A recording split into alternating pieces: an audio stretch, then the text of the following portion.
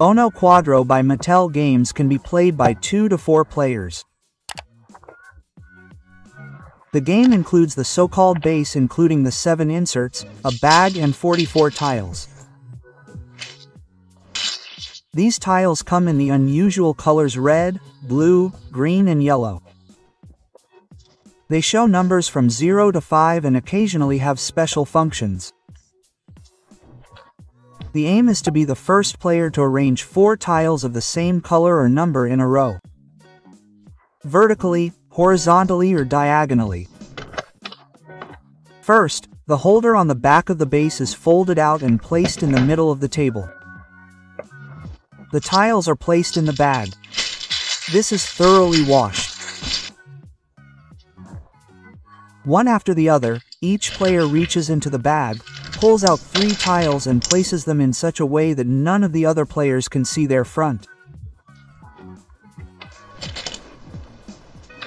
The players can now choose from these tiles at the start of the game. The youngest player starts. Then the game continues clockwise.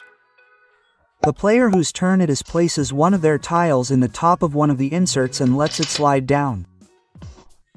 As soon as a tile is in play, it can be used by all players. At the end of their turn, the player draws a new tile. The next player takes their turn.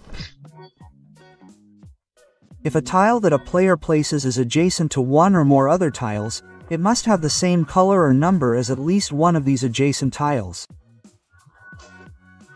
However, it only has to match one of the adjacent tiles, not all of them. In the event that a player cannot play any of their tiles, they may throw one of these tiles back into the bag and then draw another one. If this newly drawn tile could be used directly, they may do so immediately. Some of the tiles have special symbols on them. If one of these special tiles is used, the corresponding action must be carried out. If a tile with the swap symbol is played, the player must swap any 2 bets with each other.